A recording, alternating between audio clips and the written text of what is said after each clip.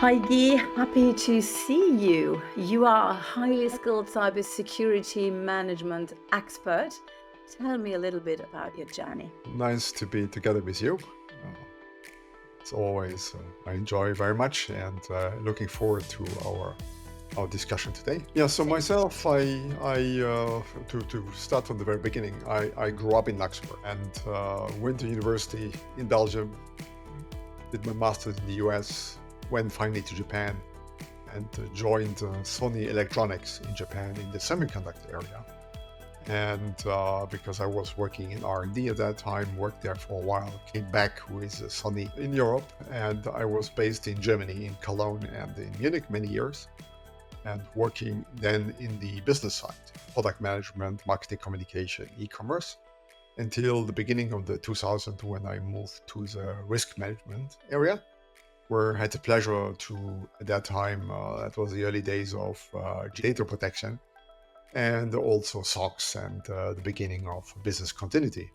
And in 2007, I also took responsibility for the European side of Sony, so the European, if you wanted, the European CISO for cybersecurity. And, at that time, we were focusing on ISO standards, compliance, essentially. Security was, doing a few things along best practices. And that's what we did for a while. Then, our bubble exploded in 2011 when suddenly we were attacked by a group of activists, which were not happy with our copyright practice because in an upgrade to PlayStation 3, we had disabled the possibility to run Linux on PlayStation. And that was perceived as an abuse of our copyright by a number of people of this group. And then they started attacking websites and hacking them. And every time they hacked a website, they made a YouTube communication because they were activists. They had a message to pass, and the hacking gave them attention and a chance to pass on their message. Of course, at that time, we were surprised. We were not expecting that because, how can a PlayStation update cost, 26 hacks at some point? The management realized that we had, about maybe a couple of thousand websites, several thousand websites, so which had been growing organically. So our attack surface, where we were exposed was enormous. And 26 was a very small percentage, but nevertheless a big number. Of course, then we that was a wake-up call where we moved from more simple compliance to actually more technical and operational security. And we improved ourselves dramatically. They came back a second time because of a copyright law in the US where they again felt that this was abuse, but they didn't succeed because at that time we had with the first CISO, in global CISO at Sony, which was a gentleman by the name of Phil Reitinger, coming from Homeland Security, and who established a global security team in Washington at that time. And, we continued our journey on the more technical and operational security. And then a few years later, at the end of November 2014, we were suddenly surprised by problems in Sony Pictures. And we realized that there had been a major cyber attack at Sony Pictures. And, the short story is that we had made a movie we were making a movie called The Interview, talking about the North Korean leader, which was not well appreciated. And we were obviously the victim of a more nation state, not activist, but nation state offensive attack. And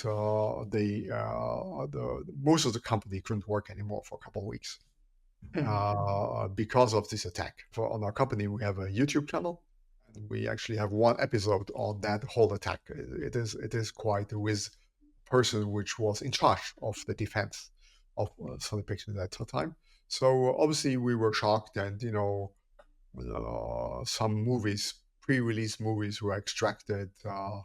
They put an email exchange server with a proper interface on WikiLeaks, so you could read your emails on WikiLeaks. You can imagine what this all meant.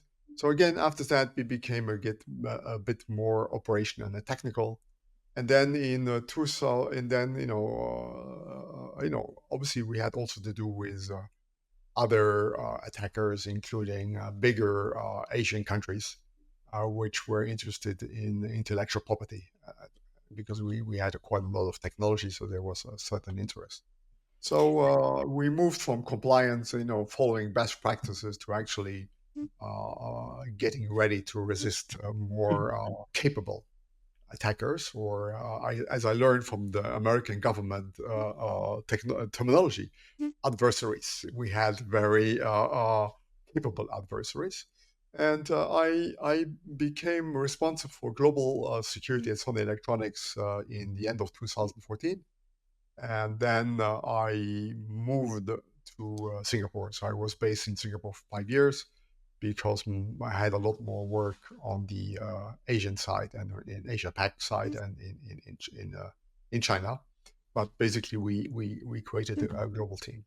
I stayed with Sony until 2020 because I had traveled so much.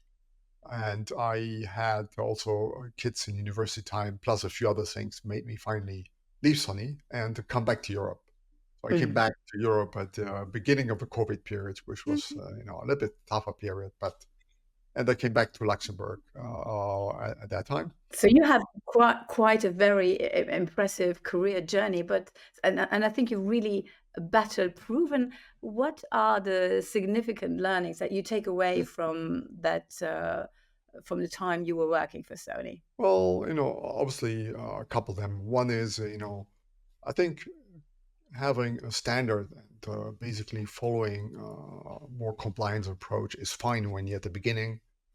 You have to follow the more advanced standards if you are a target, and you have to think very carefully whether you could be a target. When we talk about cybersecurity, it's not just checking a list. Yeah, you have to have a little bit of a strategy. You have an adversary who is capable, smart, creative, and you have to defend yourself against that. The controls, the standards are still very useful, but on top of that, you have to build a game plan, I should say, to play with the other side. The second, when I was on the global side, I had to deal with 10 or more factories, I had R&D centers and so on. So you cannot just do simple security. You have to make a security which enables factories to work properly, R&D to work properly, your marketing and sales operations to work properly. As you grow, also your security becomes more expensive. So you have to think about how to do cost-effective security and how to plan your resources in a good way, and of course, in any case, explain to management what are the risks, what are the options, and together with them, decide on an approach how Right. to protect yourself in a bit. Why is it so important to really implement cybersecurity measures in modern organizations? The general management sometimes resistant to the implementation. Good question. I think maybe 20 years ago, cybersecurity there was a work of amateurs who, for the fun of it, or because of the technical thrill, or the feeling of power, I don't know, many reasons, played around with the early days of cybersecurity. Today, in 2024, cybersecurity is an industry. That means an industry which makes money and which is seeking to develop itself. We have specialists, we have intermediaries. Today, if I want to hack your company, I could buy access to your company from an access broker. If I want to go in the ransomware business, I buy a ransomware as a service solution from someone who is more capable than me, and I'm using their solution to make my money. So that's a typical for an industry where you have specialists, you have intermediaries. So that means, and industry is growing. That means, anybody can be the victim of a ransomware attack today. Some could be the victim of espionage because of their work. If you have a more political job, if you have a more economically important job, someone may be interested. Someone may be interested after your intellectual property, your patent, your R&D. So that's one thing. Everybody is exposed. It doesn't mean in the old days, many people didn't have to report incidents. So nobody knew in the industry, is it, I read things, but I really don't know in my sector who has been exposed. Now with the new DORA and these two standards, suddenly reporting of incidents is mandatory. So we'll know a bit better. And I think this evolution happened very quickly in a couple of years, and I think the management, was not always prepared for this because in the old days this was not a big topic. There were certain sectors which had been more exposed or were more regulated. Maybe they were a little bit ahead of time, but it was not something you may have been exposed early on in your career. And if you have senior management, maybe they're a bit more senior. And so obviously this may not have been a problem. Maybe it only really became a problem in the last 5 years, and it is rather complicated. So it's not easy for someone to appreciate whether he is a target, whether what he can do, whether he's exposed, or whether he's doing the right thing to defend himself. Yeah, I think today it is really important to take cybersecurity seriously. And in your opinion, what does it really take to do well as a global CISO, Chief Information Security Officer? Well, I think the important thing is the first thing, like always, whether you have a small company, an SME, or an R&D center, or other sides of company. I think you need to first of all understand the business. I define security as enabling the business in an unsecure world. So it's always enabling the business, making the business possible. Because it's easy to say, no, you can't do that. You can't install that, and so on. There are many. You can make your life simple, but in some sense crippling the business. So you must understand the business. The second point I think is you must think a bit more carefully whether your industry or yourself could be a target of someone. Yeah, a target maybe ransomware. Anybody can be target, but or espionage or other types of them, it could well be very specific to your area. If you have intellectual property to which other people may be interested in, yeah, you could be a target. So if you define yourself in a target, you know that your risk is a little bit higher. And the other thing is, you have to assess, whether you are well prepared. And I think that's where you have to do your risk gap assessment and determine what are your strong points and weak points, and essentially then develop a program, of course, to fill the gaps. So that's absolutely what you need to do. You've lived and worked for so many years in Asia. Why did you come back to Europe? Good idea. It's not because of the weather, at least in the northern Europe. So I was enjoying 30-degree every day. But when I was a global CISO, I had to travel several 100,000 kilometers a year by airplane because I had a team which spread from Mexico, North America to Brazil to Europe to different parts of Asia Pac and China, and you have to work with a team. That's fun, but it's a lot of flying. But also we had regional meetings, which it was a way for us every 6 months to see where we were and how to progress. And obviously, I had to make sure that the local managing directors were supporting me, and that couldn't not be done by myself sending emails around. So I really had to be face to face. I will not give you the exact numbers. It would be nothing I'm proud of, but it was necessary.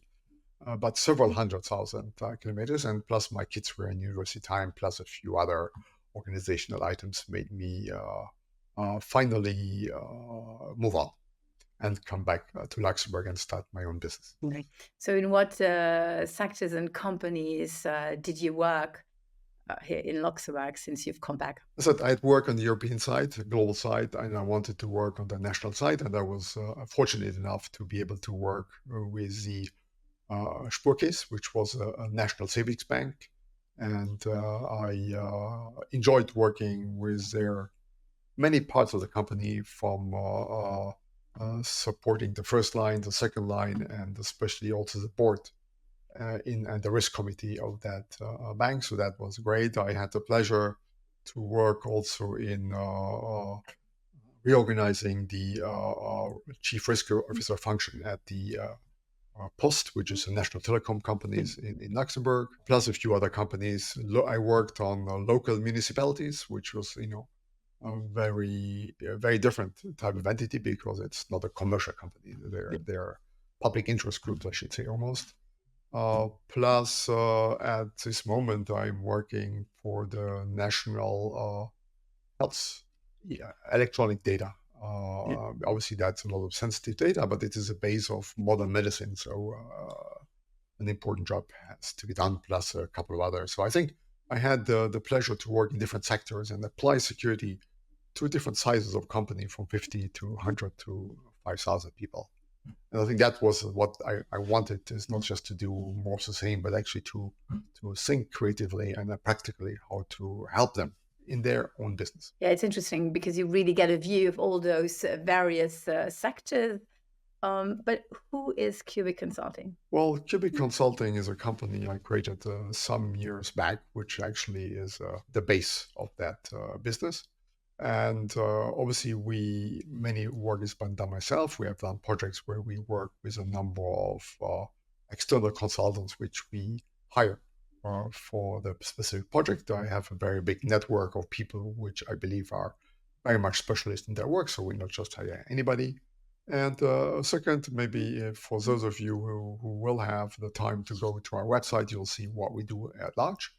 And in Mm. particular, also, you'll see we have created a YouTube channel, and we have a podcast, and we have blogs where we try to explain or demystify security, and hopefully, you know, give you a better insight, and hopefully also demonstrate a little bit our skill sets. Do you only speak English? Obviously, I grew up in Luxembourg, so I learned English a bit later. But in my working life, I was working English a lot of time. But I do speak Luxembourgisch. Wir können auch Luxemburgisch schwätzen. On peut aussi parler français. Wir können auch gerne Deutsch sprechen. So that is typical for Luxembourg. I think that's what both of us share. We know we went to the system, so we had to learn everything. And I worked in Germany. Obviously, in Luxembourg now I speak a lot of French in Luxembourg, so it is multilingual by default. And which are the services that you mainly offer here in Luxembourg and also for companies in Europe? Yeah, so many times the companies want to know what is my situation. Am I doing well? Where are the weak points? Because you have a team, and your team does as well as it can, but experience plays a role. If most people would know that we have been exposed to bad guys. Obviously, when you have been exposed to bad guys, it's like, you have been in the military and you spend some time in Afghanistan. Of course, your world will change. You will, the same here. And so they want to have a second opinion by someone who has been exposed in a bigger way or in a more direct way to cyber criminals of a different nature. And also, I think security, it's very technical, so that was always the case and will always be the case, but it's becoming more a complicated system where you have to have daily operations, you have to have a strategy, you have to have a mid-range plan, you have to integrate security into the strategy of the company. Mm. You have to get set up a governance process with senior management and so forth. So for those more, I would say a little bit less technical, but more management topics, also a number of people asked for help. We have done also, obviously, certifications. A number of companies have chosen this way to sort of check themselves, and so a lot of work goes in that area. And we have now these two DORA coming up, which are the uh, financial sector and critical infrastructure sector new directions. Yeah, regulations, important regulations. Absolutely. Mhm.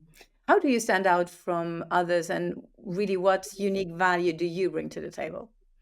Well, it's always about security, but security is a very complex topic. I think the first thing is I think we have a more in-depth understanding typically at the end of how to make security work in a business, not just technical security existing in a standalone way, different from IT, different from the business. I think how to make them work together is an expertise I think we can bring to the table. Second thing is, I think can help on the strategy. Strategy means simply how to improve yourself structurally, how to develop a game plan. It's not just because in security you can have a long to-do list and still lose out to the bad guys. So you have to think about what is your strategy. How will you improve? How will you structurally your defenses? I think that's another important thing. I think we can also think how to improve the economics, how to make it cheaper to do security, how to basically plan security over time. So there are many technical jobs to be done, but more and more there is also the more holistic view which has to be supported. And I think that's where we can bring a lot of experience to the table. You spoke a lot about already your YouTube channel. Why did you really want to develop this media side of your website? I think we had a story to tell. Security is still a bit stereotypical. So we wanted to demystify security, say, especially to senior management. Here it is. Here's what it is. Here's what's important. So we have chosen that way. Additionally, it had a very big global network of people who could contribute also their specific skill to explain a specific point of that bigger picture. And I had suddenly the pleasure to interview a number of people and make them share to the audience their specific expertise. We have done videos about, I think about 50 or so plus a number of shorts. And we also started a podcast channel because sometimes the topic is a bit longer and, people prefer shorter videos on the visual side and to have a bit more time on the audio side. And, we had a message to pass and we had a lot of fun, and hopefully it was to the benefit of the audience. It's if you go to our website, cubic.consulting, you'll find it, or cubic-lighthouse.com, you'll find it also. But we'll share those on the site, so you'll be able to see. Yeah, so you have fun and it's educational for those who come to your site. What is your personal goal in the near future? Do you have one? Are you willing to share something more personal with us for the end? You can come and visit me in the south one day. But obviously, we all have that dream.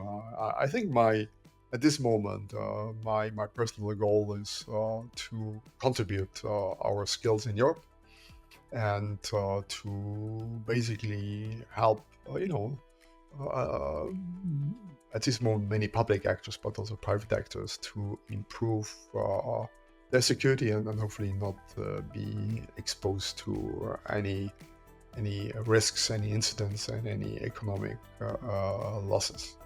Other than that, I am always dreaming about a warmer, less rainy place.